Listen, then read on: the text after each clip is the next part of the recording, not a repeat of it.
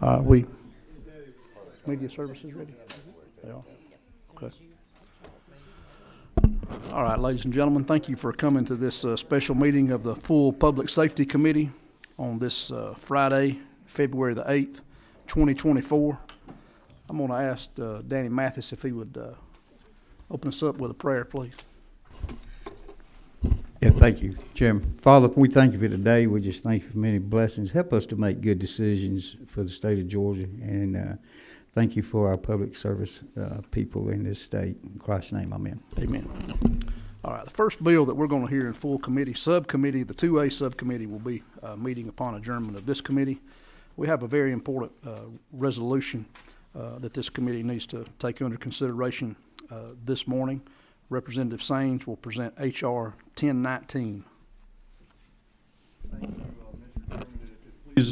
Thank you, Mr. Chairman. And if it pleases the committee, Chairman Jaspers, who's helped heavily craft this legislation, will also be presenting with me. I didn't know if he was your intern this session or not, but I wish I could afford him. Gotcha.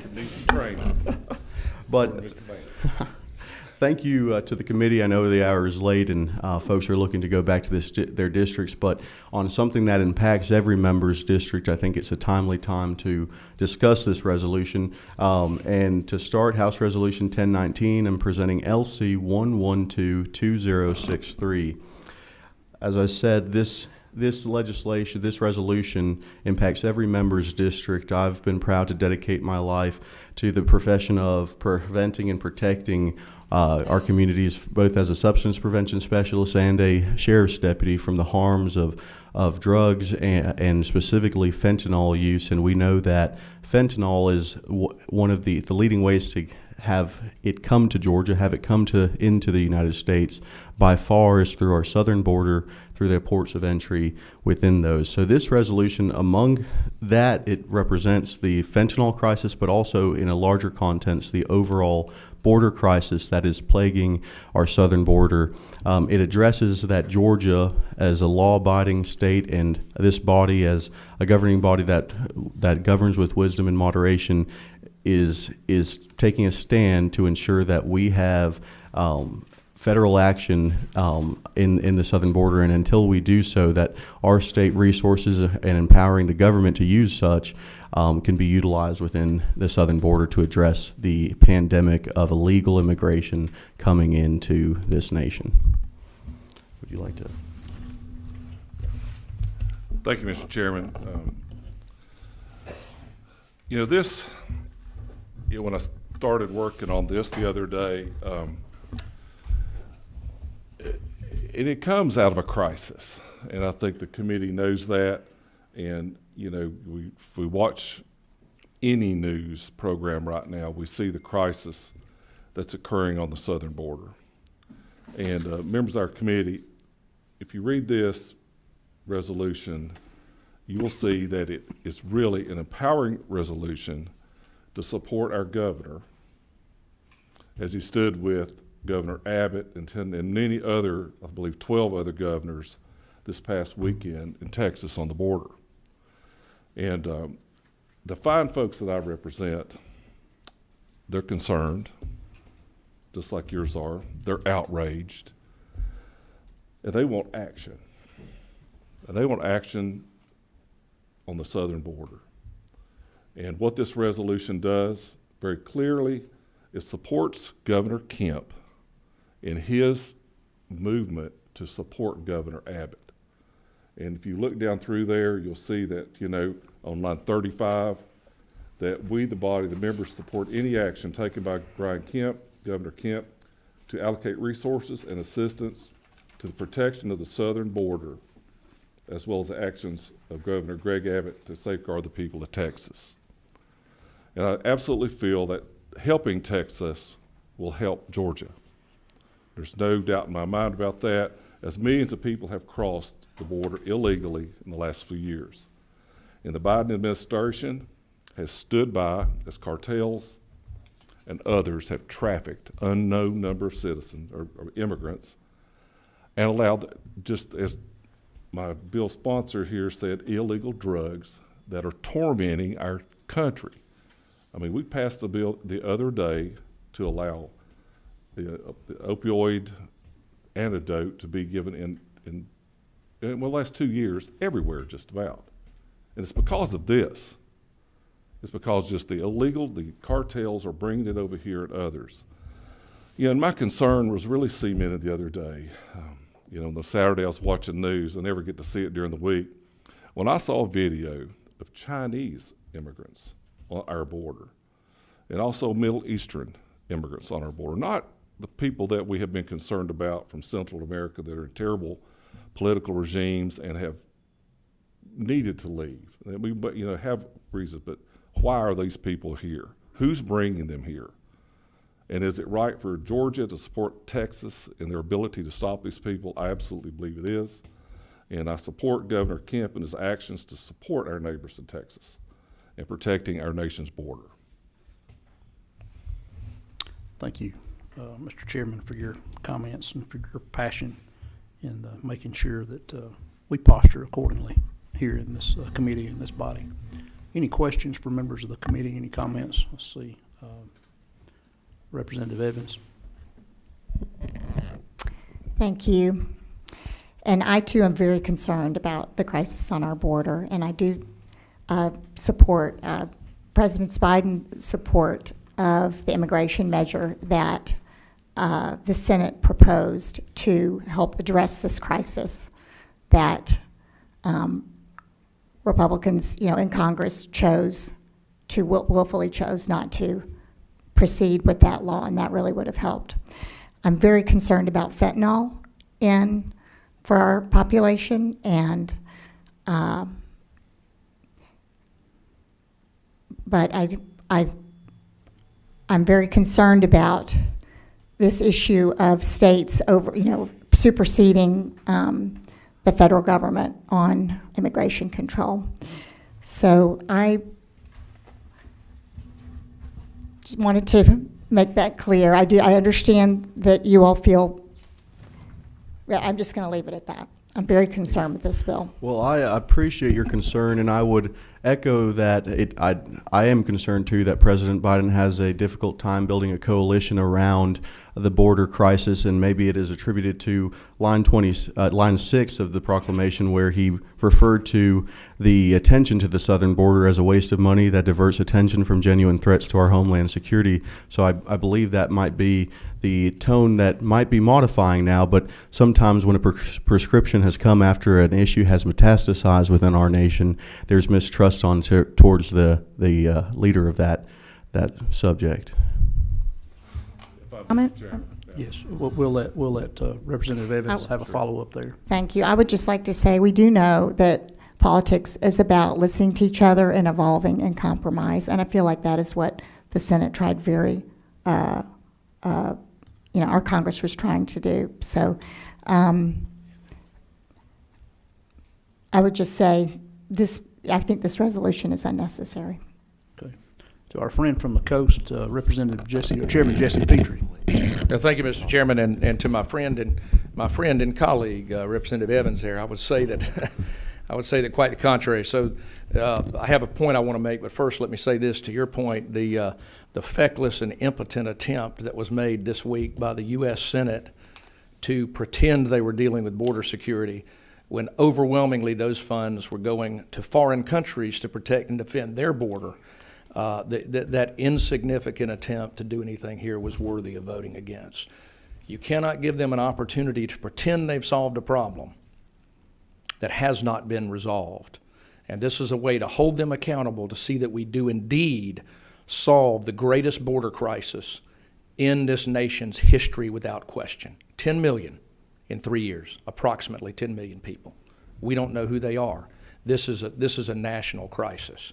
Here are a few points I want to make. Having said that, most of our members here do not realize there are more illegal immigrants in Georgia today.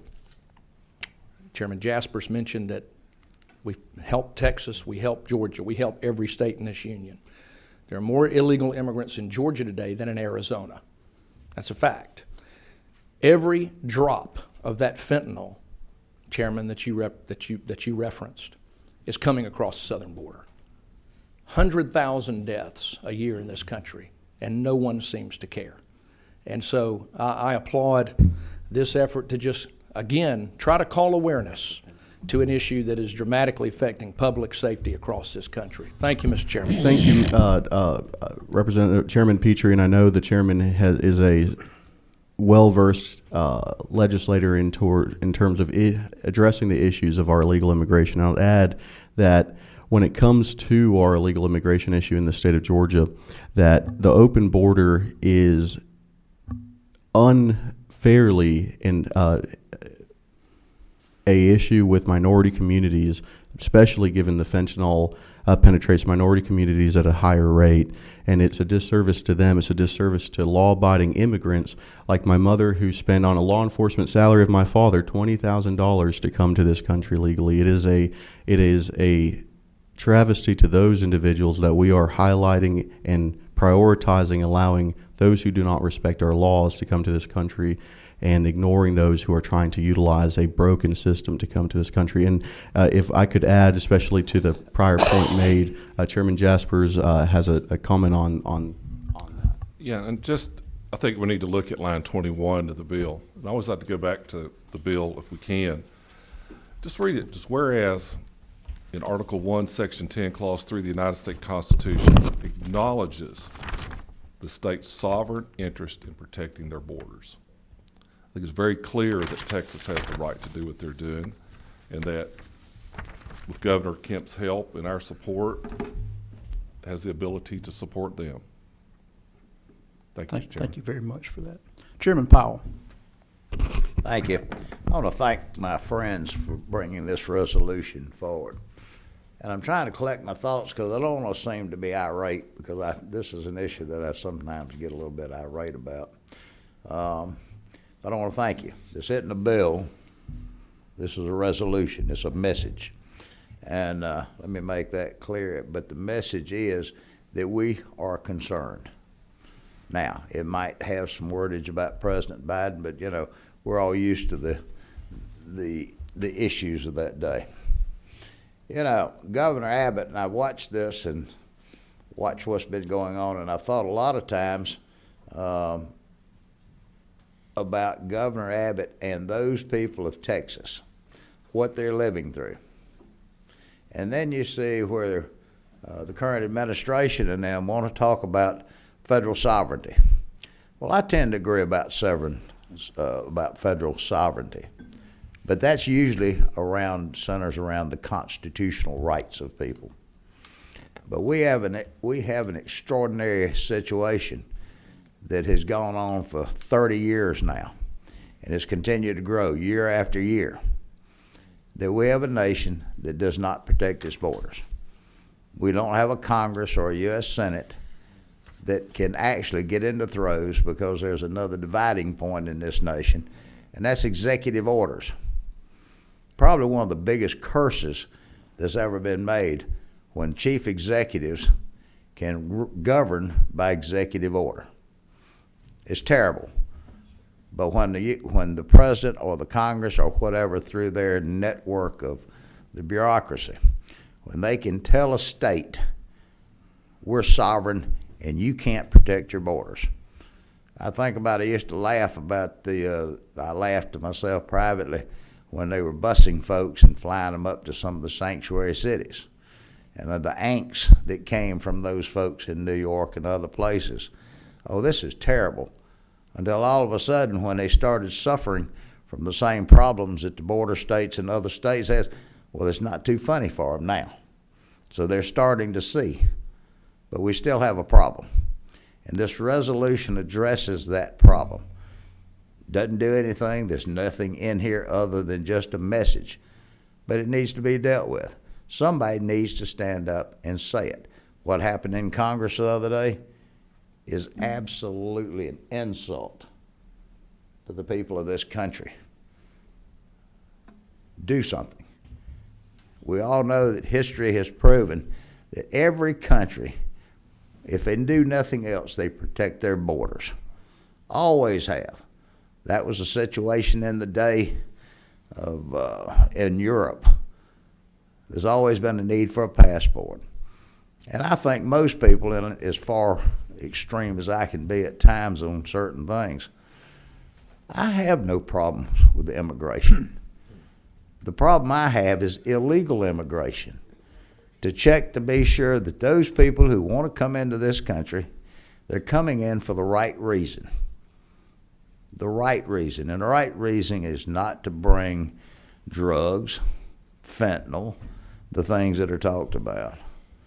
The right reason is to come to this country to try to be and integrate yourselves into it.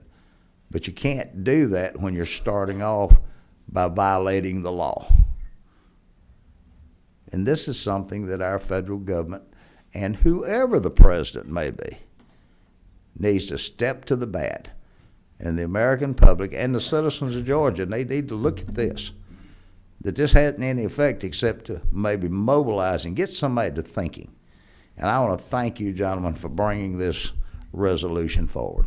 Thank you, Mr. Chairman, and I would add to that the fact that the resolution, the accomplishment of the resolution stands clear that Georgia citizens are supportive of utilizing those resources, because that the southern border crisis is a Georgia border crisis, because after they've penetrated our national border, there is no way that Georgia can enforce the issues that come about. And to add that this is a bill, as you mentioned, that supports our minority communities, because there is nothing more inhumane than the policies that are in place federally right now that are encouraging individuals to take life-threatening choices in coming to this nation both illegally and unsafely, and to not act on that is an inhumane and a Travis act of injustice to those individuals, and we definitely need that resolved.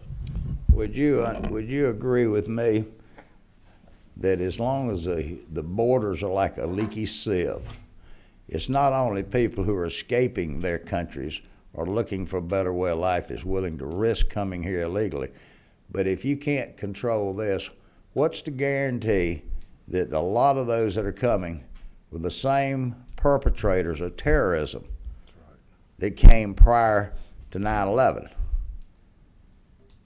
Amen. The enemy is amongst us. Absolutely. The sleeper cells are out there, and nothing is being done about it. Thank you, Mr. Chairman. You know, we agree totally. I'm one of my family members is in a foreign country right now in the Middle East, and besides his passport, which you would think, he also had to have exactly where he was going to stay, exactly what he was going to do, where he was going to be at any moment by that foreign country.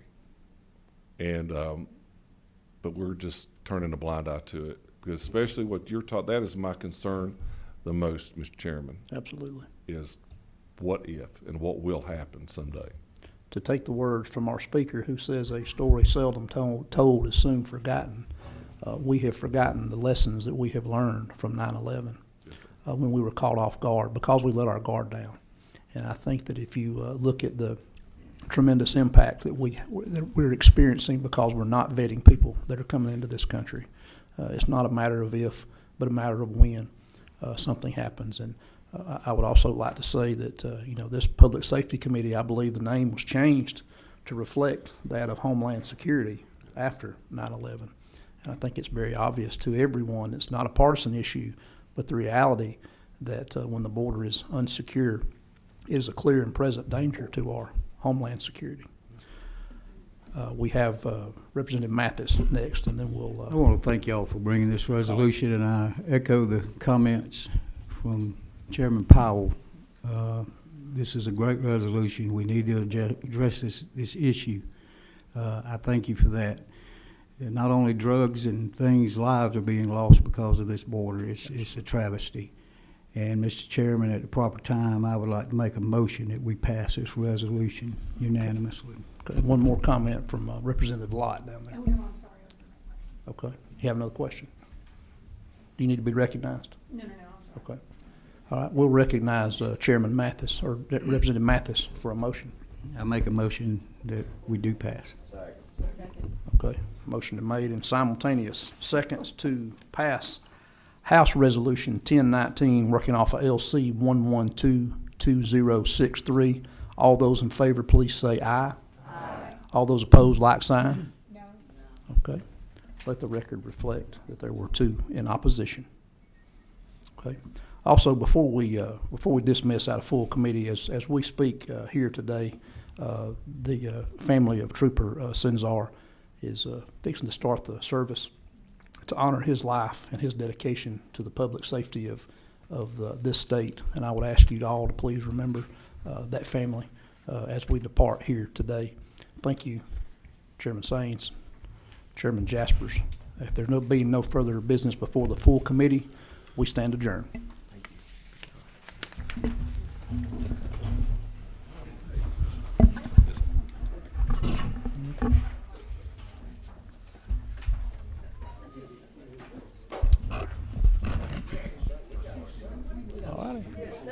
Yes. Yes. Right now. Can we go? You ready? Ready? Okay. All right, ladies and gentlemen, the 2A subcommittee will now come to order.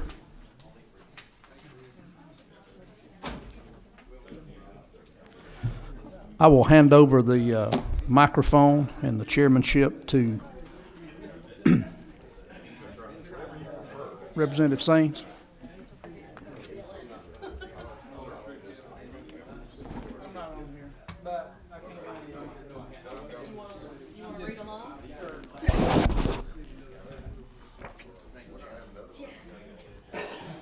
That's good. Thank you, Mr. Chair. Okay. We are currently switching out the agenda, so just give us one moment.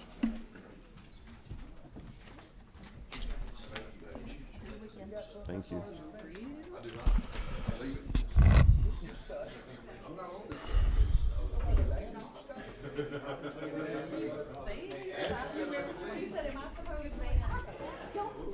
Just so the batting line gets prepped, we'll begin with Representative Jesse Petrie's House Bill 957, and then go to House Bill 117, my friend, colleague, and seatmate, Chairman Bill Hitchens, and then we'll end with House Bill 930, Representative Jordan Ridley's bill.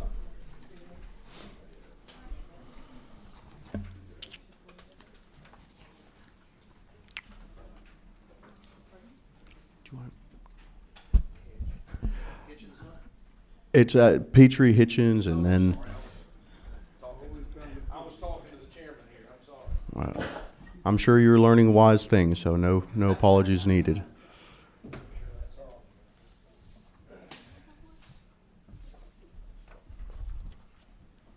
Thanks for taking me first. You and I know how far we have to go to get home, don't we? You sure do. We've got a long road ahead. And as you sit, Chairman Petrie, we have LC 394064, House Bill 957. Is that what you got? This is substitute to House Bill 957. You should have before you LC 394189S. So we do not currently have copies of that, so I'm that sorry was- to do magical chairs. Didn't get it earlier, so we can get copies made if we. Right now? All right, so we will pause on hearing this bill as copies are being made. Okay. You're going to be the coast is going to be a little sad. They're going to have to do without you for a couple Yeah, more I minutes. hear you. All right. So we will switch to, to Chairman Hitchens' bill. Finally get things in the proper order.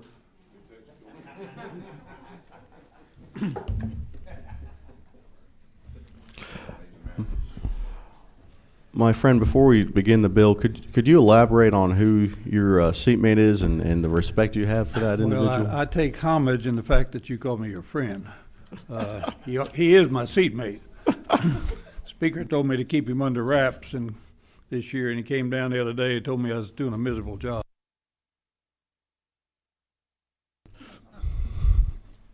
Are we ready? This is really the simplest bill I've ever had. House Bill 1117, LC 394010. Little background here. The Post Council did a review of all the peace officers in the state of Georgia recently, and there is a requirement that every peace officer in the state be a United States citizen. They found 4 people in the state, one of which lives in my district, who's not a United States citizen, but he's a citizen of a United States territory. 3 of the territories already allow their people to be peace officers. The gentleman I'm representing served 4 years in the United States Army. He's been a peace officer for 4 years, and he got caught in this because he's a Samoan. He's from American Samoan. And all this will do is change it so that American Samoans, like the rest of the territories that the United States has, will be eligible to be a peace officer in this state. He's well thought of. They have taken him off the highway and put him into an administrative position pending disposition of this. So, All right, thank you for that testimony. It is I agree with the author. It's a simple bill, but definitely a pertinent one. Does any member of the committee have any questions? Not being any questions, does any member of committee would like to make a motion? You're recognized. Yes, sir. I make a motion we adopt this bill as presented. All right, we have a motion and a second. All in favor, say aye. Aye. All in opposition, nay. This motion carries. Thank you, Mr. Chairman. Thank you.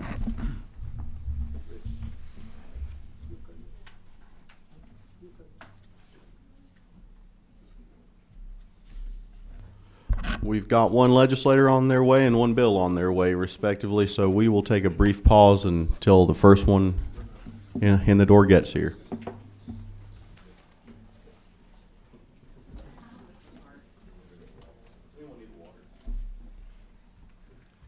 I'll see you Monday. Hey, be safe, brother. Have a good weekend.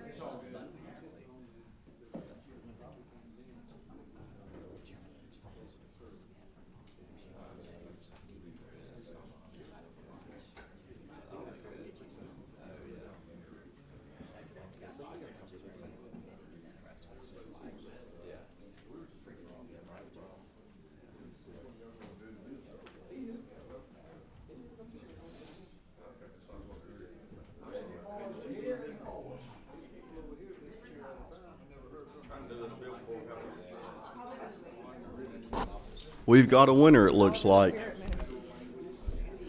This bill I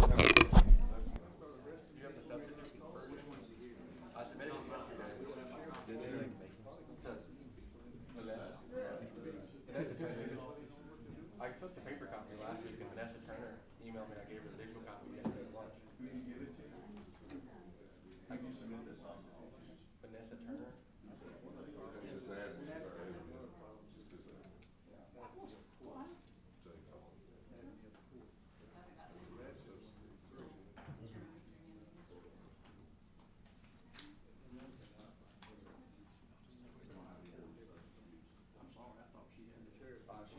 She emailed back and she received it. You want me to get around? Yeah, 322 yesterday. Mark it received and I got the paper copy out. She's the one who requested it. So I just brought that one. She asked me if I had any substitutes, so I. Tyler Hall Smith has 9:30.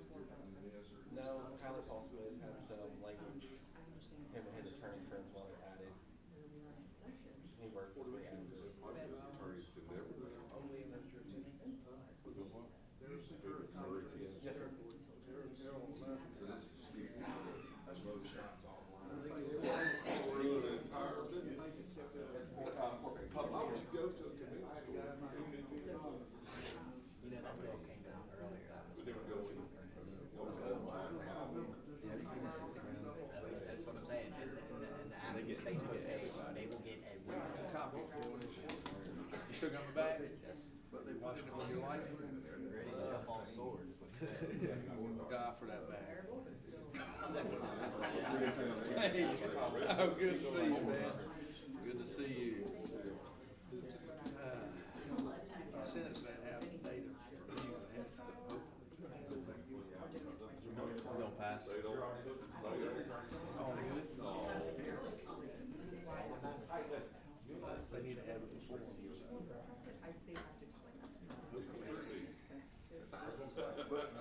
That's what Timothy went to go grab.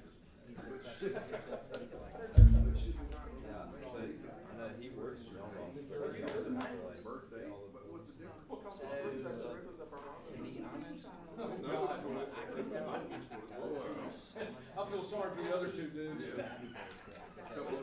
does all the. They're the ones that have to sign affidavits that I'm not them. Every time they get told no.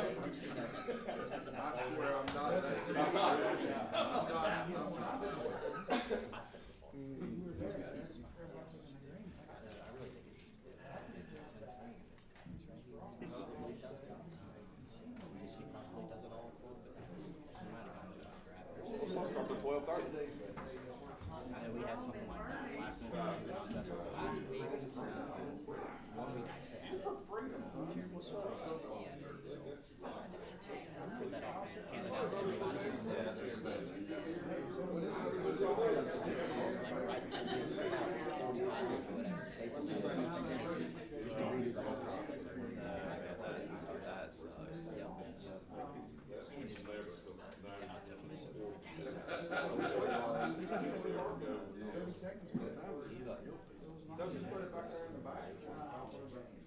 not having one bill yet.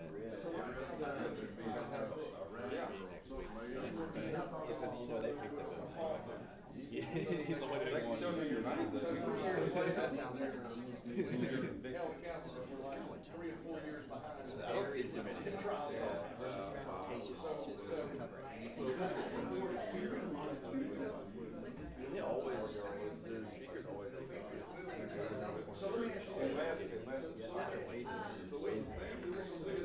And remember we were walking around before we started, dropping people off in different places.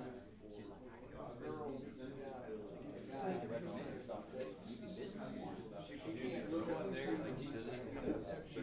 Like she sits like, you know, you just feel a lot of the chairs are like sit in waiting chairs, and that's where she is. She's in the waiting room. And like Danny, next time you go into Georgia Tech.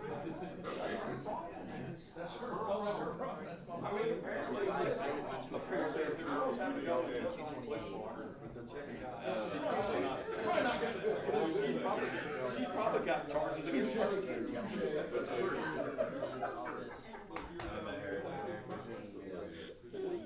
Hey, buddy.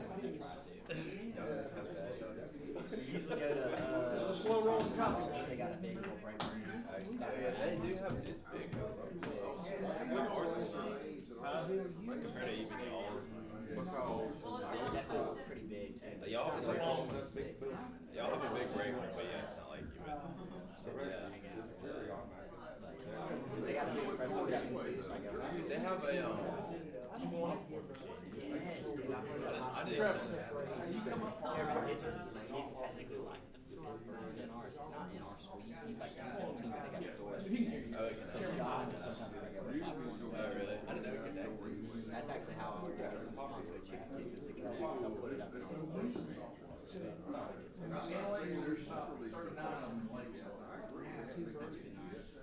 I'm just saying that if we're doing a name and other identifying information, what's the difference? All or nothing, right? Yeah. And if they have to know that information, then.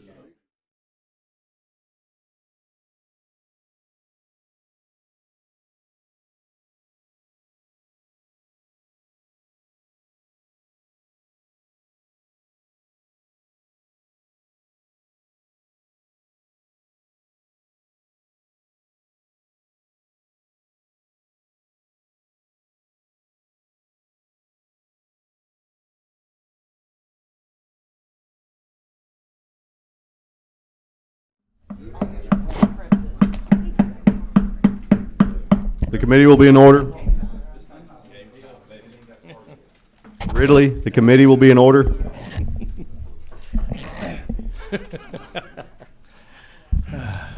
You ready, Mr. Chairman? Yes, sir. We have now freshly printed and warm in our hands LC 394189S, House Bill Substitute 957. Is that what you have, Mr. Chairman? That is what I have, Mr. Chairman, and I appreciate so much y'all getting that printed so promptly. And if you are ready, sir, as you have all your members. It is much more lengthy, and I'll explain why, Mr. Chairman. Yeah. You good, Mr. Chairman? All right. So let me begin, first of all, just to tell you why we have a new a substitute to House Bill 957. That is because as we worked on the previous version that was initially dropped, the department felt like we needed a criminal penalty in here as well. And so we have worked, thankfully, to Jenna Doldy, who is here with us today, and that's a good thing. I may need her help, but who has helped us with this. She has helped us to find a solution to a problem that currently is going unresolved. So let me now just frame the problem. So today on the Georgia coast, there are about 159 abandoned vessels. Okay, on Georgia lakes, where Chairman Powell is located and otherwise, about 38 abandoned vessels on the Georgia lakes. About half of these are now sunken. Some are sunk when they abandon them. Some eventually do so. But as you can imagine, oftentimes they're dangerous. Okay, they're dangerous in that they impede the flow. You know, you can imagine a lot of folks move very swiftly on the water, and so these are obstructions in the river. They can be dangerous. They also deteriorate, and so you have all of the lumber and other parts that are floating out all across the public waterways of this state. These are a real problem. And so we have folks across the state, unfortunately, are irresponsible in using our public waterways as dumping grounds. And I know Chairman Saines knows that well, and that's why I got this signed by all of our coastal caucus. At any rate, the cost to remove these vessels is $32,000 to $42,000 when taxpayers through DNR, when we find a way to do that. Now, we don't currently have a budget item to even do that. We're trying to get one.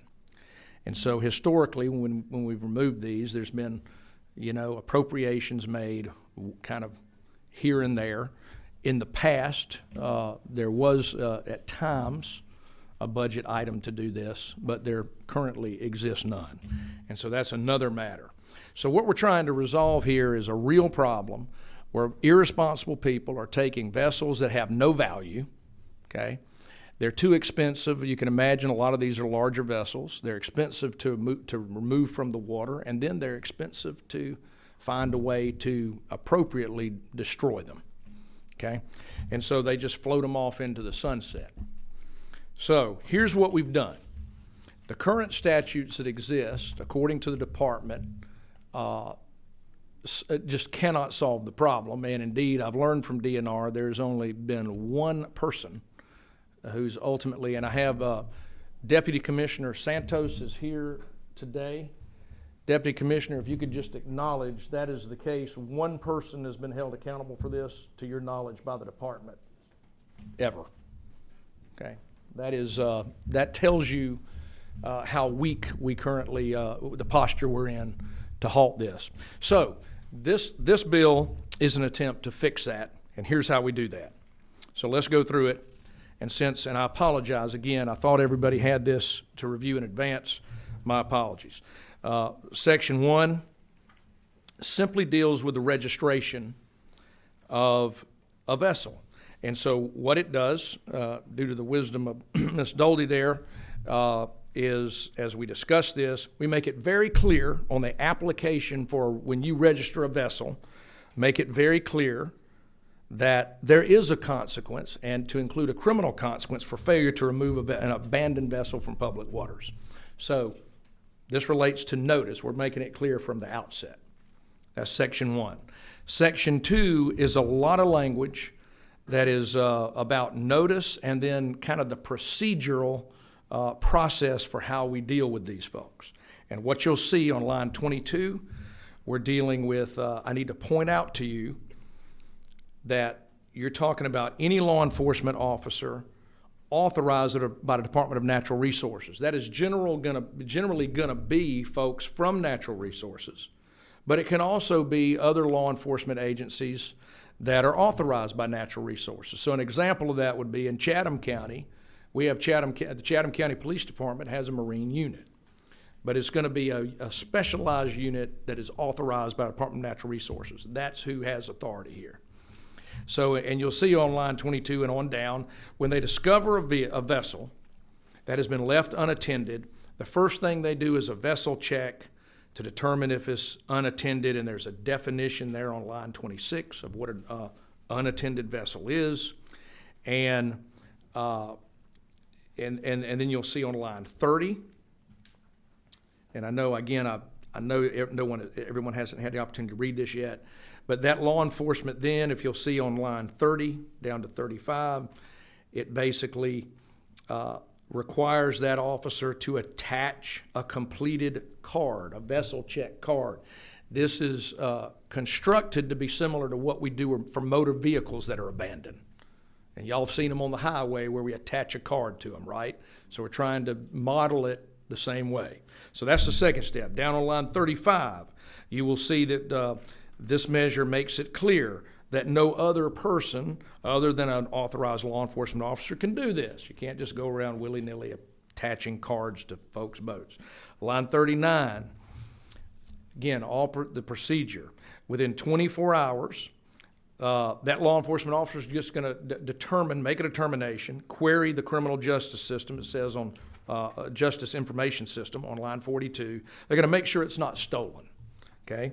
So D there on line 39 is making a determination to ensure that the vessel, or to determine, I should say, whether the vessel is stolen. So that's procedure. Section 3 is procedures around removal. So on line 55, you see that a person that removes a vessel from public property is what you're speaking to in that section under A, and it basically makes it clear that that individual removing it, whether it's the department or whether it's some particular vendor for the department that's going to remove this vessel, they have to have knowledge of the facts which reasonably indicate that the vessel is registered or titled in a certain other state, if indeed such person shall check the vessel records of that other state. So why is that in here? Well, because many of these vessels are not Georgia vessels, and I need y'all to understand that. I had 2 examples this year between sessions where folks had vessels left in my district in the intercoastal waterway, and one in particular of which was from New Jersey. It was just floated down here from New Jersey and moored off in the marsh and left there. So a lot of, there's no reason to believe these are only Georgia vessels. Line 63 speaks to removing it from private property. Let's say a boat's moored up to somebody's dock inappropriately and just left there, for example. And it has procedures there for seeking the identity. You'll see on line 68 and so forth. And then it goes back to the same 72 hours, ensuring that it's titled, you've got to discover who this vessel is titled to. All right, line 75, section 2 there. Any person that removes a vessel shall submit notification of the removal. That's very important. By hand delivery, electronic transmission, or telephonic fax transmission to the law enforcement agency with jurisdiction that we've alluded to earlier over the location from where the vessel was moved no later than 1 day after submission of the request. So all of this, again, this is procedure for removal in this section 3. On line 96, under D, you're talking about vessels that are removed but are not stolen. So if any vessel removed is determined not to be stolen, the person removing or storing such vessel shall, so that's the shall language there I want to highlight on line 99. What shall they do? And then it has, you'll see below it there, starting with number 1, within 7 calendar days of removal, they'll notify the owner. So the owner must be notified, okay? And the location of the vessel, the fees connected with the removage of such vessel, etc. And the fact, really important on line 105, that the person removing or storing the vessel has a right to petition the court to foreclose a lien for the amounts owed, and the fact that a court may order the sale of the vessel to satisfy such debt. So that's number 1. Okay. Number 2, it has to be advertised in a newspaper of general circulation in that county. So if this vessel is currently in Chatham County, it's going to be run in the Chatham County and the Savannah Morning News once a week for 2 consecutive weeks. Again, doing everything in our power to ensure adequate notice is given from start to finish. Most of these provisions, sorry how boring they are, but they revolve around ensuring adequate notice. On E, line 120, if an owner fails to redeem their vessel, as described, so the owner fails to claim their vessel, DNR is going to be notified. You'll see on page 6 in writing. And then on line 134, you'll see that you see actions taken by the department. So here's the powers given the department. This is pretty strong. Here's where we begin. So the commissioner can revoke, suspend, deny, or refuse any vessel certificate or commercial fishing license, fishing boat license that may currently be held by this person who holds a registration for this vessel. So the irresponsible person who this boat is registered to, who has abandoned it in the waterways of this state, this is our DNR's first opportunity here.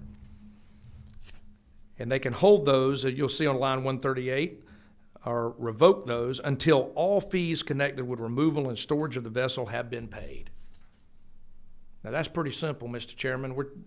If the taxpayers have to pay 30 grand to remove this thing, or 20 grand, or 10 grand, I don't know what it is, but we're going to hold them accountable, and until then, we can impact any registrations they may have of any vessel under the department and any fishing boat license. Under B, it explains they have an appeal of that decision. 2A, line 156, we give the department yet again more power to revoke, suspend, or deny a motor vehicle registration for this same individual. Okay? So you can revoke the motor vehicle registration too, okay?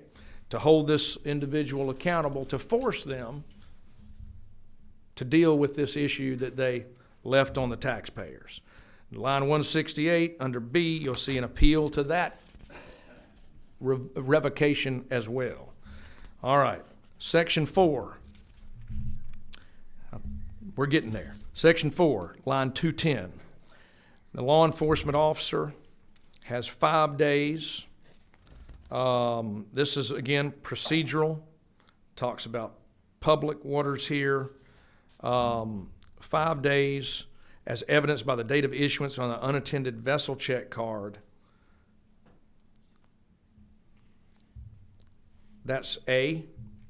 Trying to follow along here.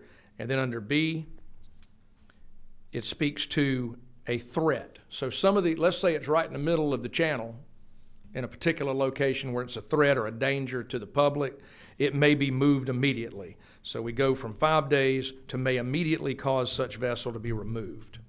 Okay, so if it's a public threat, it can be removed immediately. All right, Mr. Chairman, let's see.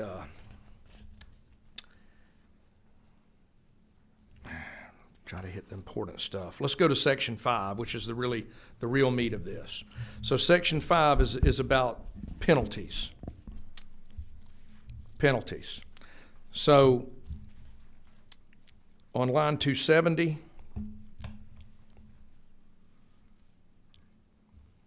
you'll see on line 270 on down, within that same 7 calendar days, the vessel has not been removed, has been determined it's not been stolen. DNR by certified or registered mail, has notified the owner. All of that has happened. It's not been removed within 30 days, all the things we've alluded to before. And it says here in line 276, they shall be subject to a lien or for actual or projected costs for the removal, storage, and sale of such a vessel. That's number one. Number two, the failure to remove the vessel may result in the revocation, suspension, denial, or, as we alluded to earlier in the previous section, of motor vehicle registration, a vessel certificate of number, and commercial boat fishing license. This is a little repetitive, but that's where we're at. Number three, that the owner may be liable to the department for damages for the removal, storage, and disposal of the vessel. And number four, failure to remove the vessel may result in the criminal prosecution. It's going to be the last thing I tell you about, of the person who registered the vessel with the department. Okay, so now let's go to that part. Go to line 335. So you've given all these powers to the department. We're trying to deter people doing this. So here's the last thing, Mr. Chairman, and I'll close. Line 335, really important. These are the real penalties, and you'll see in here very simply, first offense. So the department, we've already talked about the things they can do. Here's the last thing the department can do. Misdemeanor of high and aggravated nature, first offense. And it describes, of course, what a misdemeanor of high or aggravated nature allows. Up to $5,000 fine, up to 12 months. Second offense, I can't imagine someone doing this again after all of this, but a second offense would be a felony. And you will see on line 345, very importantly, the court may order a person convicted to make restitution to the department for the reasonable costs and damage associated with failure to remove the vessel, including the cost of removal, storage, and disposal of such vessel, as we alluded to earlier. So, Mr. Chairman, that's a lot to go through of a bill that's 15 pages when I apologize the members didn't have it earlier. But I will tell you this, here's what we're trying to do, and I'm glad to take questions. We're trying to create a real deterrent for a huge problem. You can tell by that we got a 100-mile coast. We got right at 160 vessels abandoned on that coast. We've got to find a deterrent to stop this. And what we have today is simply not working. And my hope is that this will give the department all of the tools they need to halt it. Thank you. Glad to take any questions, Mr. Chairman. Thank you, Mr. Chairman. I know that was a long bill, but you did a thorough explanation of such. And though the members did not receive it prior, that was not your issue. You're a diligent legislator. I know that bill was given with good time, so we appreciate being able to hear it. I echo your concerns and this bill's necessity. As a fellow coastal legislator, we know that our waterways are paramount to be kept safe by those who enjoy it, not only for our residents and citizens of our districts, but all of Georgians who come down to our beautiful coast and add to the vibrancy of those waters. With that, we have several questions. I will ask committee members to keep it as brief as possible so that we can also hear the next bill being presented. Chairman Collins, 23 or 25? 25. To my friend on the coast, thank you for bringing this this bill. Just kind of to help me understand some things. Mm-hmm. So these vessels, do you have any idea how far off the coast are they? Are they a couple of miles out? Are they? Oh no, they're right. They're in the they're right there in the marsh. I mean, these are like oftentimes adjacent to the intercoastal waterway. These aren't offshore. If your question is, are they inshore? I can't speak to how many, but they're not all inshore. But right. Trevor, do you want to speak to that? You may not know that. CRD is not here, mm-hmm. But my familiarity and my constituent issues are all related to vessels inshore. They're off sitting in the marsh. They're sunken right there in the water. So this is, I don't want you to imagine these things are 3 miles off the coast where they create a reef. That's not what we're talking about here. We're talking about vessels that are dangerous. One more follow-up question to navigation, Mr. Chairman. So most of these vessels, as I understand it, just so I can be clear, I don't live down there, I don't get down there Sure, near sure, enough. no. Near enough. But these vessels, they're not lighted at night. They are a safety hazard for those who are trying to navigate those waterways any time of the day. Absolutely. And at night, you can only imagine how, we have had quite a few deaths on the water at night, not related to these necessarily, but we have folks, sadly, in our community, every couple of years, we'll have somebody who runs into a pylon at night, and we'll have deaths associated with that. You can hit docks, because oftentimes these are, obviously these are not required to be lit anyway. So yes, when you put something in the navigable, if you leave something floating around the navigable part of the river, it's very dangerous. And that's what we're talking about. But Chairman, just to emphasize something, not just the coast, so imagine if you would on lakes as well. There are currently today 38 in Georgia lakes. Wow. And I don't know exactly where those are, but again, that's all navigable water on our lakes, and they just float them off into the sunset. One more question, Mr. Chairman, if you don't mind. Yes, sir. Do these pose any type of environmental hazard? Yes, sir. We don't know the degree to what fuel are in these necessarily. Yeah, right.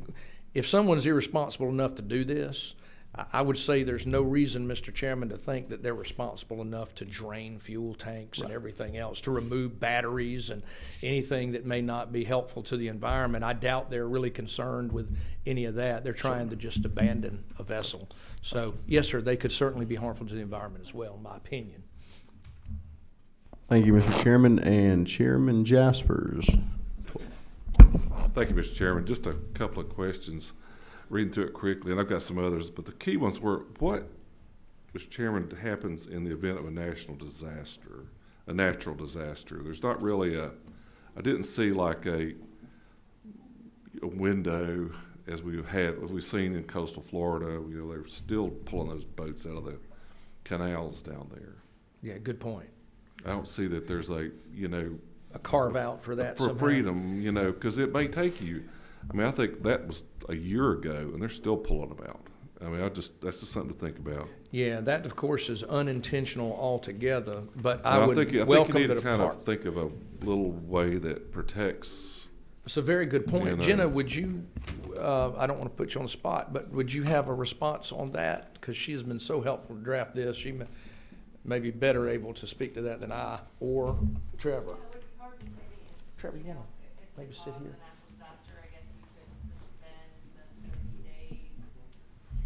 It's a good point. Yes, ma'am. Or stay, as they would be. Okay, just think that's something, Jesse. Then that's a good question, on Mr. Chairman.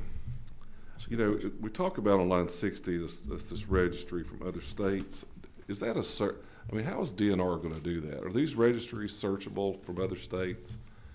That's just what, I'll let the department speak to that, Mr. Chairman. And again, this is not a department bill, but I've worked with them from start to finish, and they need a solution to the problem. But I don't want to suggest it's a department bill, but I'll let the department speak to that answer.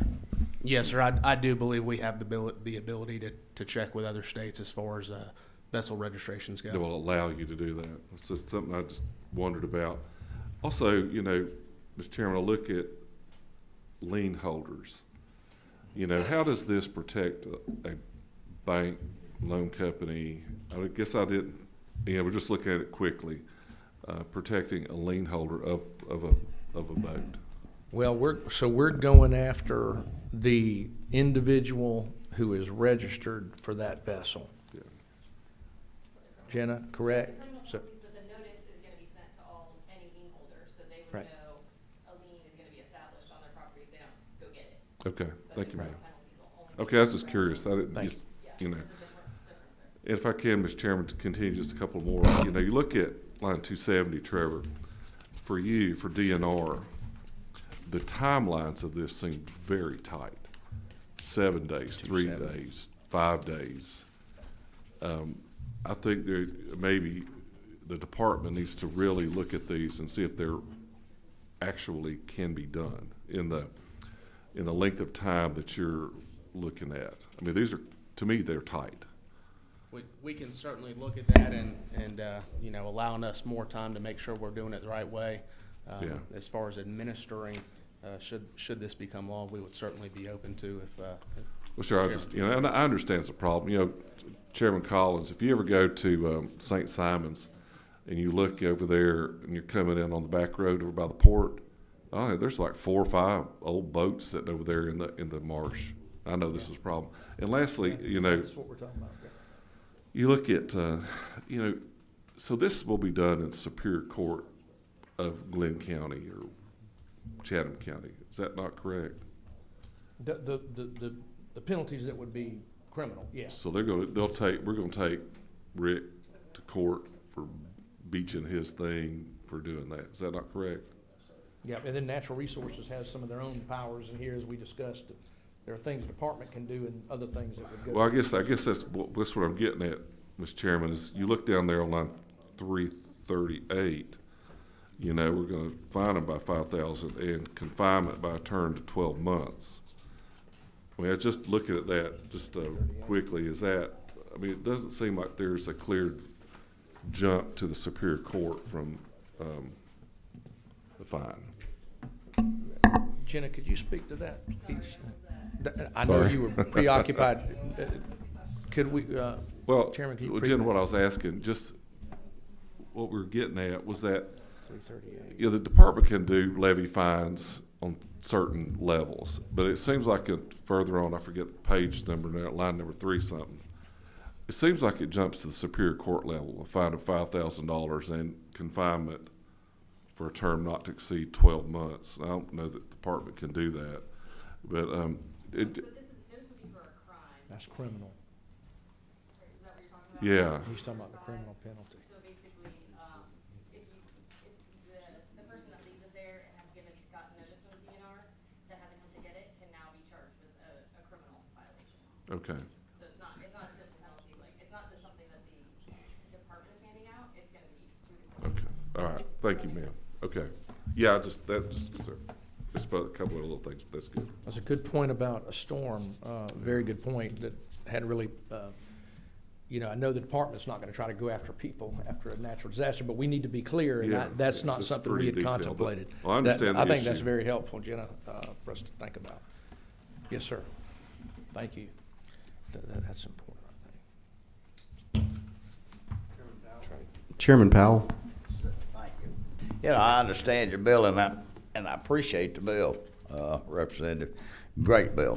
Needs to be done. Thank you, Chairman. You know, when I'm traveling down on the coast, I always see some of these old boats. There's one particular place between you and Darien down there that here's this old boat. It's probably been there 50 years, and it's, Yep. I always think about it. But I got a question that this bill has drawn me to ask, and probably the place to ask would be the Deputy Commissioner. Under the process, somebody sells a boat. Somebody buys my boat, they pay me, I give them a bill of sale.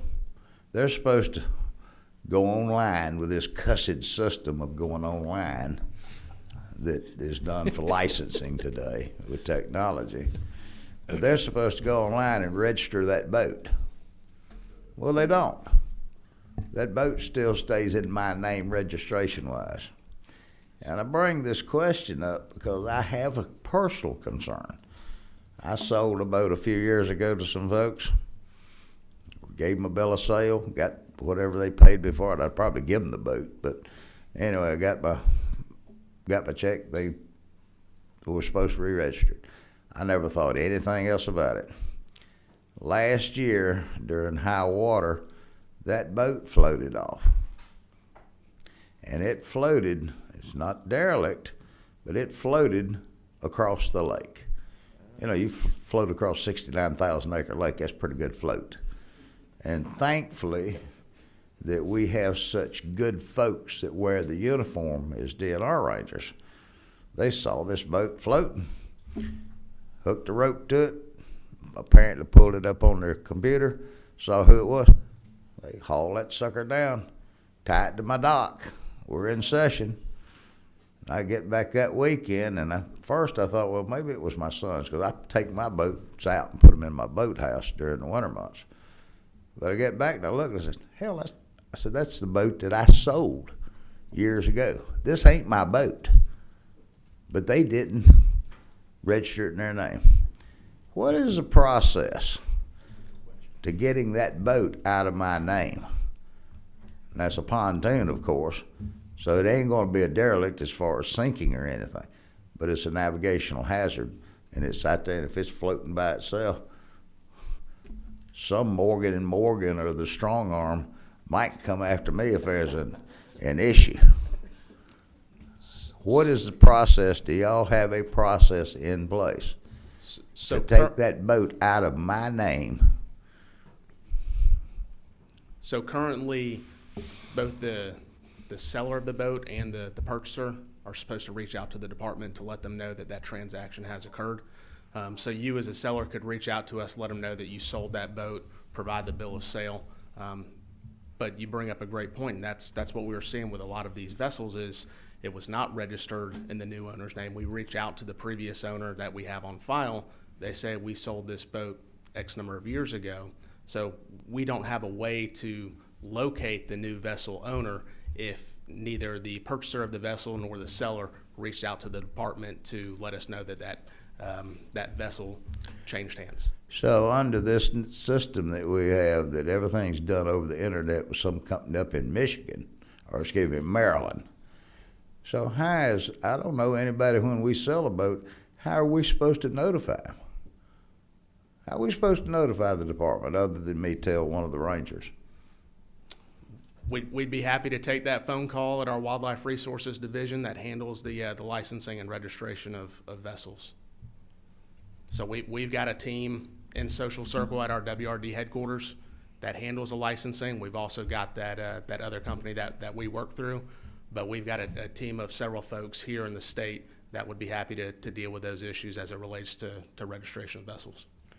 So probably the easiest way is for me to get that registration number off of that boat, give it to my ranger, and let him call down there and say, this boat don't belong to this guy. That's right, yes, sir.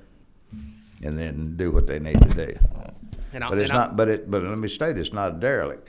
And my question, as it would relate to this bill, is, what if somebody sold that and that person winds up, and how do you don't want to go after, in the name of justice, you don't want to go after someone who rightfully didn't own the boat. Yes, sir. That's right. And again, we're seeing it to this day where the registered vessel owner is being contacted and letting us know I sold that vessel several years ago. So at that time, we don't have someone to go after to ask them to remove the vessel.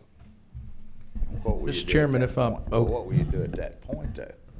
So, Mr. Chairman, what I would say is this: you raise a great point, two excellent points. That this is helpful. So that would be a big concern for me because, yeah, a lot of folks aren't going to do that. Now, my understanding right now, what the department does is they might find a scenario like that, and then they've got to say, well, who'd you sell it to? And then they're chasing them, and they got that guy, and he might say, well, I sold it too, and then they go after it. So they're hunting them down. But you're right, and to that issue, Jenna, that's an excellent point, I think. Because we are saying you're going after that registered person, and technically, if the new owner never registered it with the department, what does that do to our legislative council? To Chairman Powell's very good point.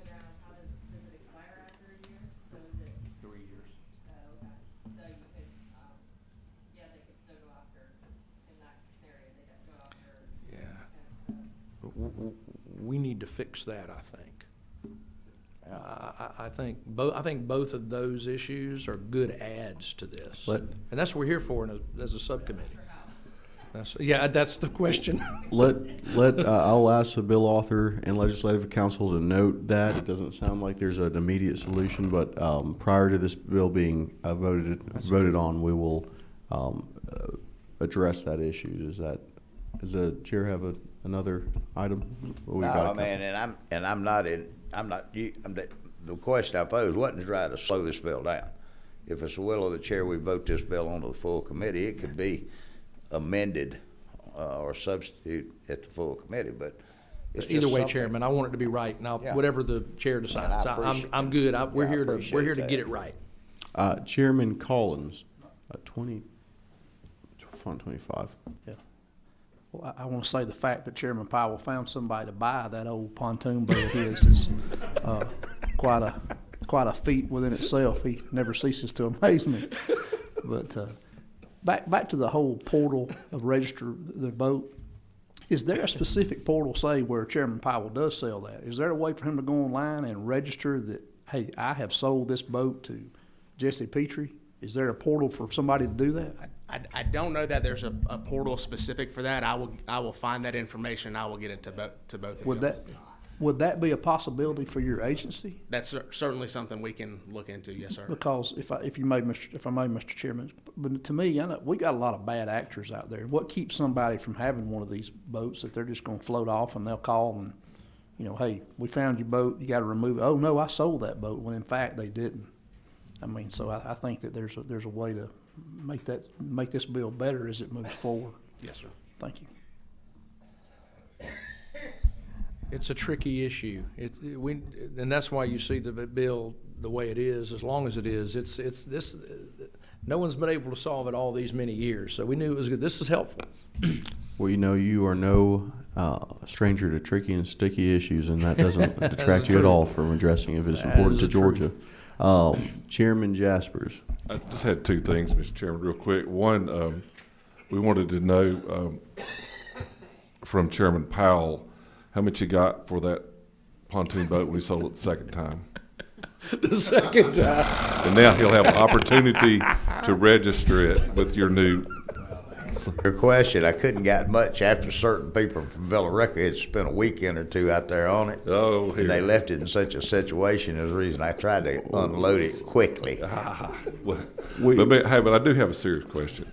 I want to point out my intern, Jackson. Raise your hand. You know, and I think, you know, Jackson just sent me a text with a question for the chairman.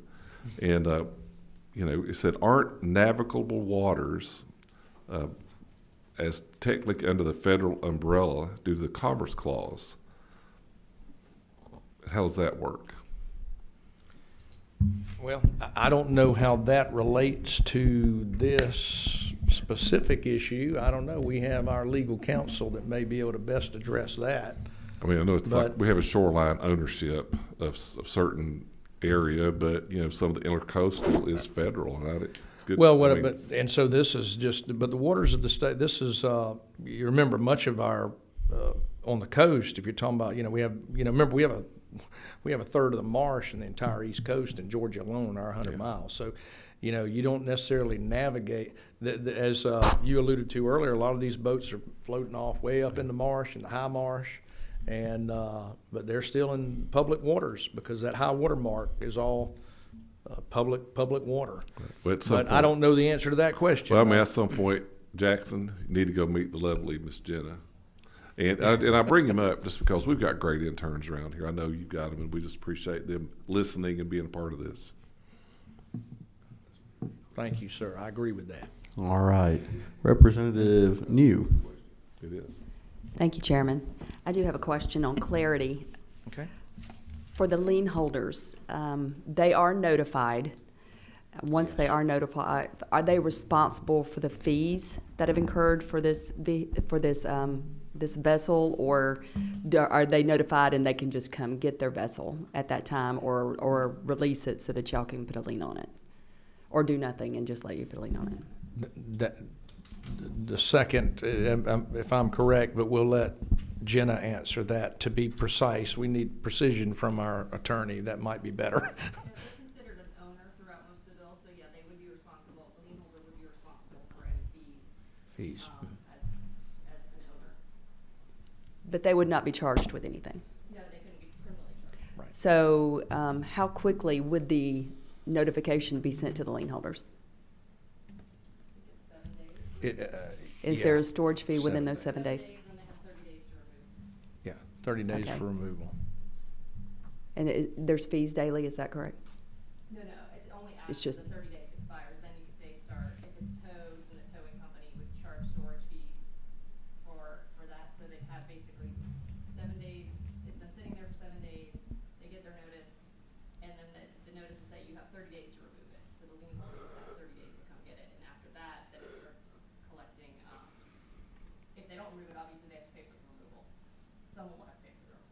Okay. Because a lot of times these lien holders are probably looking for this property, and they've already got money invested, so it would be difficult for them to pay fees on top of what they already have invested in the vehicle. Okay, so they've got 30 days. Very good. Thank Yep, thank you. At this time, there being no further questions and there being several items to look at in terms of modifying, I want to highlight how appreciative I am as a co-sponsor of this bill, but to the sponsor of this legislation, to the department for working with the sponsor.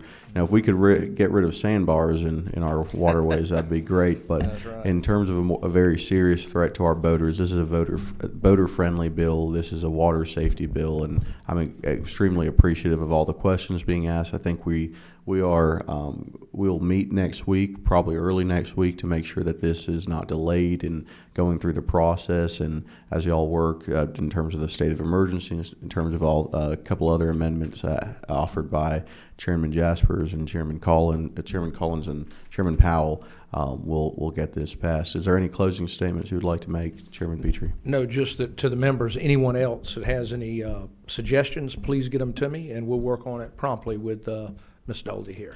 Well, And the department. So any other concerns, please, more than those two, we got those two. I got them right here. But any others, please let me know. We'll have them worked out by the first of the week. I appreciate that, Chairman Petrie, Thank and you, I'll my friend. get with you as well on. I know you've been a great advocate for the boaters who went missing, as well as the department was when the Carol Ann went missing, and this might be a timely way to commend them with an act in their name. So I'll get with you afterwards as well. Drive safely. Thank you, buddy. All right. Now, given that that we've had time to probably transcribe in writing a substitute to House Bill 930, if the representative would come up here. Representative Jordan Ridley. I wasn't sure which Ridley was coming up. I'm pleasantly. Is that the other one still behind over there? No, he had to go Oh. take care of something else at this time. Attention didn't hold. Yeah, all right. So House Bill 930, we have LC 481097S, and we have one of the Ridley caucus members here to present. Representative Ridley. So this bill started off pretty simple, and then one of our good chairman came in as an attorney and wanted to make a few edits, and I worked with him to try to make this bill better and make sure we got the original, got through the original intent. But the intent is for booking photos. You know, they're showing up online, they're showing up on Facebook, they're becoming like a public shaming. You know, and in this country, you're innocent until proven guilty. So this bill just says that your booking photo would not be released to the public until after conviction. So if you were found not guilty, it wouldn't be released. Then you continue on. It gives fees for people who are posting them online, ways to have them removed. And then here at the bottom section, we're making sure that like the news and groups that aren't doing it for profit are still able to post these. So when we do have an issue, we're trying to hunt somebody down, somebody who's on the run. The police can still get that out there, and we can try to find those people. Let me ask this substitute just came, I just see the first line being the state sexual offender registry. Is there anything that modifies the public's right to know first the sexual offender registry in this bill? No, they just took out where you see it. They striked out state sexual offender registry in all caps and then put it back in lowercase. Oh, I'm just making sure it's good grammar and nothing else than that. We have a question from our honorable chairman, or Chairman Collins. Yeah, so I thank you for bringing parts of this bill. Yes, sir. One of the things that I did in some research through this is we prohibited law enforcement several years ago from posting these on their websites, social media pages. And so what we did by doing that, and I think that was an unintended consequence, what happened, these third parties who have these Facebook and Instagram sites, they submit open records requests to sheriffs, law enforcement agencies. They obtain the booking photo of those individuals, and then they put them online. And Yes, they sir. have created a business by doing this. And from what I understand, they're generating a tremendous amount of revenue by doing that. Would it not be prohibitive to our citizenry and the public to just simply allow local law enforcement the discretion to post those on their pages as they see fit, or have some type of discretion to be able to do that? In my opinion, I mean, if you've got a local sheriff or you've got a police department and they're posting every little thing that comes on, I mean, their constituency is going to deal with that in responding to their local government to be able to do that. But if we can allow them the opportunity to vet those and post those as they see fit, to me, that would put the business model away that has arisen, that we all seem to have a problem with. I know I certainly do. When you see these things and people click and you got to pay to find out what it is, and people share it, and it's just a bunch of drama that I don't think people really need to be exposed to. But any thoughts on that? So with the changes that we made in the substitute, we talk about how we're talking about release to the public through, like you were talking, the open records request and whatnot, but the law enforcement can still release them. They can still release them to the media for things they need them for. So the law enforcement can still release these photos, but not to those private companies. They can only, that's line 64, 65, 66, and 67. They can't, this code section shall not apply to any person or entity that publishes or disseminates booking photographs unless the entity solicited or accepts a fee or other form of payment to remove the booking photograph, or the person or entity's primary business model is the publishing and disseminating of booking photographs for a commercial purpose or financial gain. We're looking at the different, So that should take care of that, where the law enforcement can still release them when they feel necessary. And that was one of the things we helped change, to make sure the media could still get them when we do have a situation, say there is some incident that requires it. I heard a statement, Fred. Does every member have the correct bill number in front of them for review? Just making sure. 1097 is.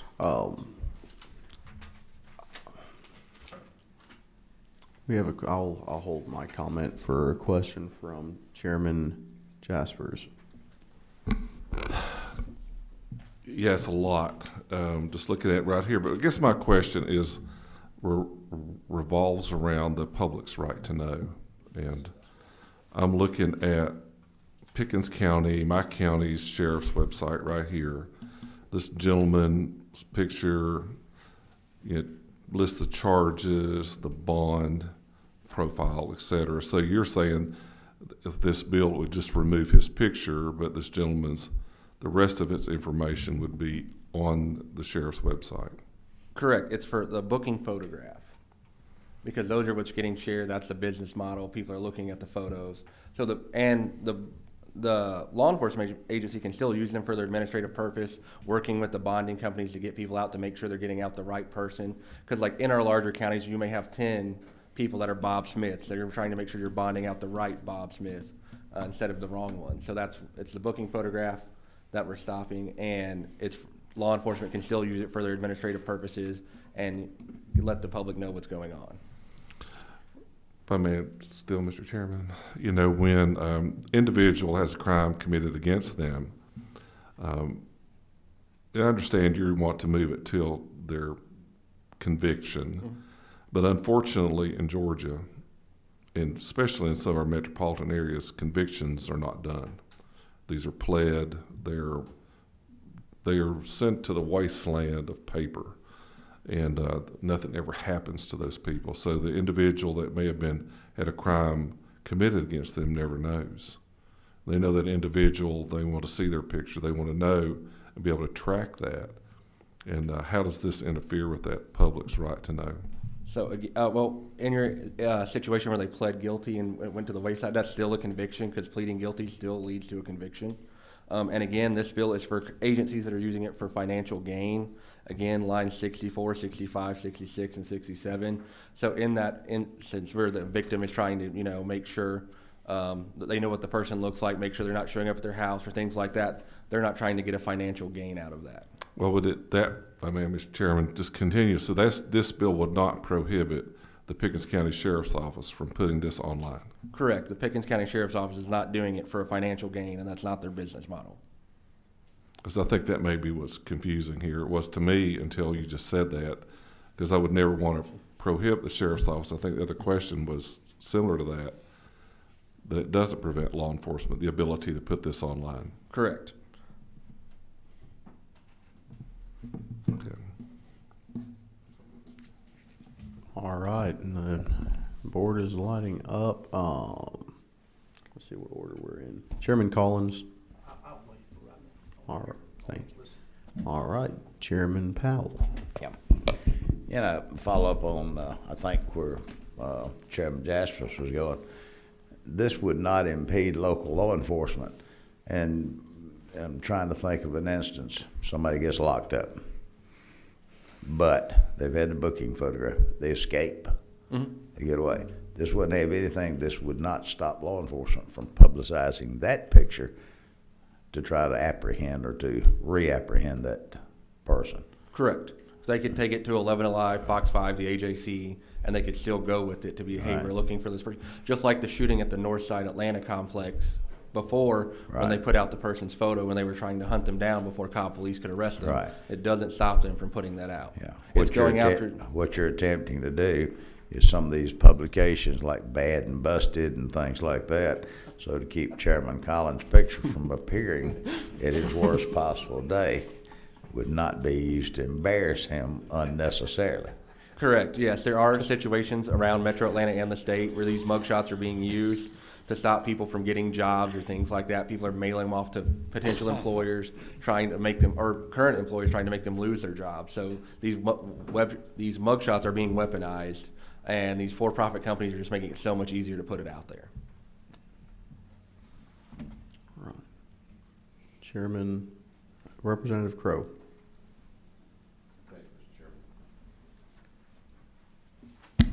Thank you. Yeah, I think we may have covered this pretty much already. So this really isn't a privacy issue or a public's right to know issue. This is a private business making money off of it issue. Is that the problem that we have with it? That's the big problem with it right now, are these private companies are using it as a public shaming tool while enriching themselves.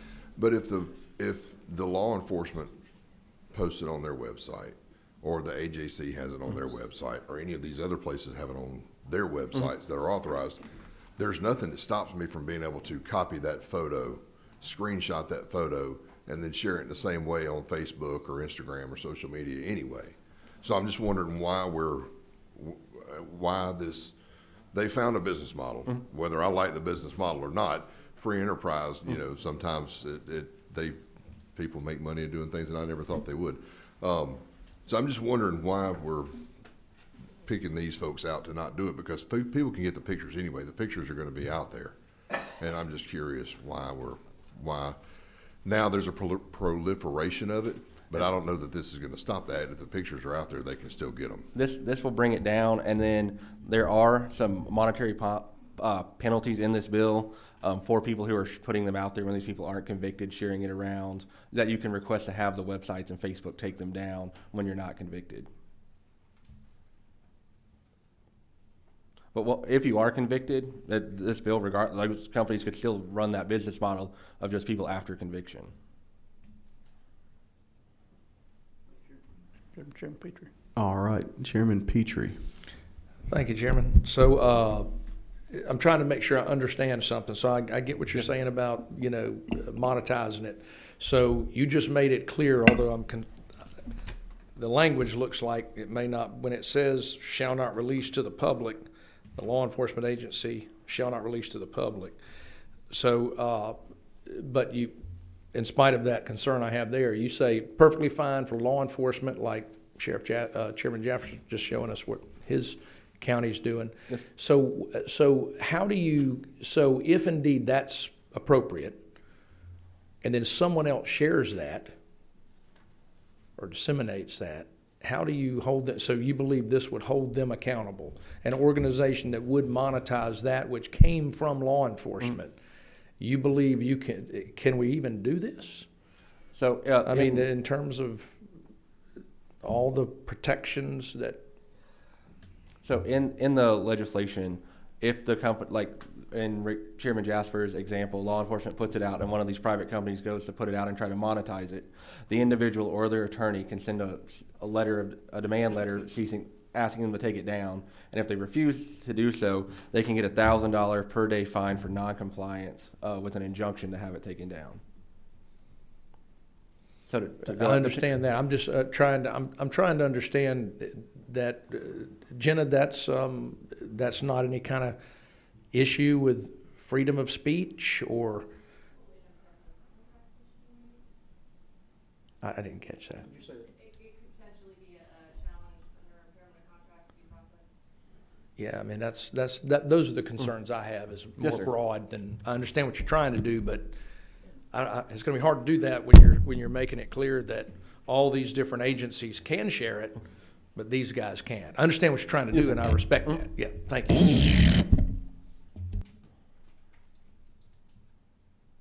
All right, Chairman Collins?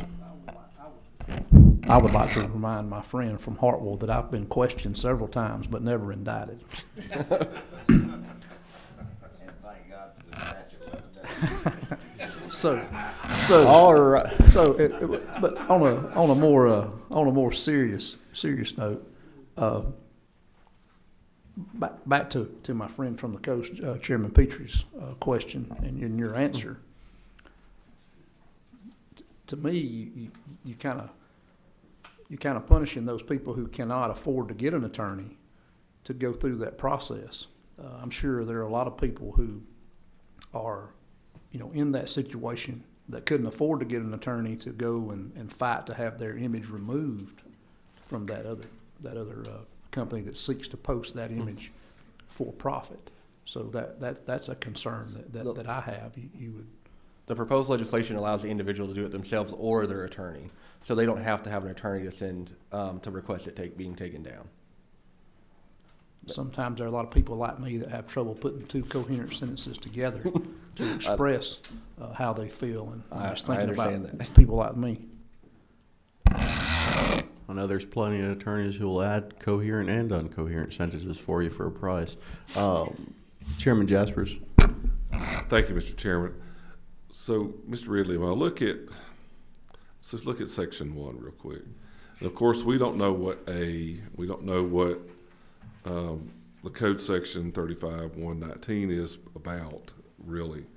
But when I read line 15 and 16, it seems to me very clear to say that law enforcement agencies, or for administrative purpose arresting, shall not release to the public blah, blah, blah, or to the public website a booking photograph.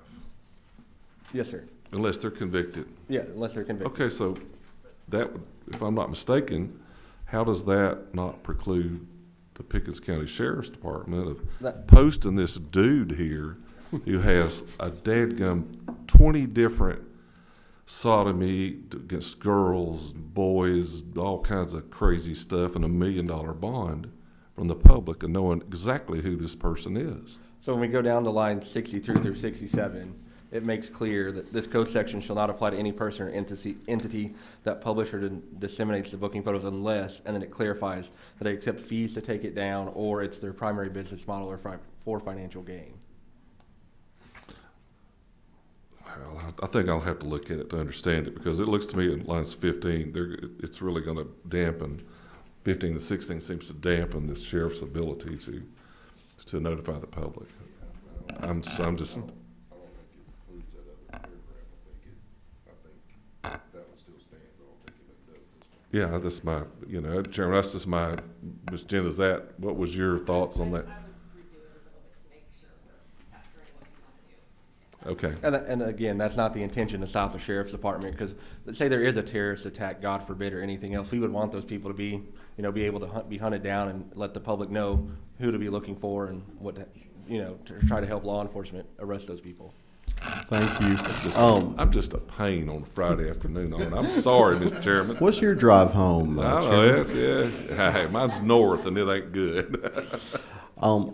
Given there is a lot of commentary from the committee, I want to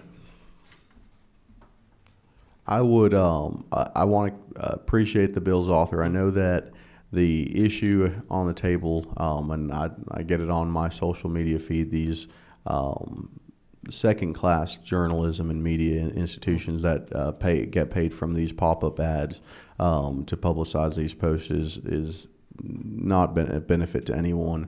But I agree with some concerns as well in terms of the public's right to know. I would encourage you, especially after with Chairman Jasper's comments, that if we can empower the sheriff to have some discretion here on it being public record or not public record, they are using tax resources when they get booked and processed. But if we can give them the discretion to make sure the public can be, you can take the weeds out of those that that have no significance to their safety versus those that do. We have great elected sheriffs throughout our state that I think could be empowered to work with you on this kind of legislation. We'll hold for now, and we appreciate you bringing this. And if there's a substitute, I think we can look at it at that time. Absolutely, I do appreciate it. We'll work on it. Thank you for the work. All right, that's it. All right, well, it is after lunch now, and have fun with the Atlanta traffic. Have a great weekend, and see you guys back next week.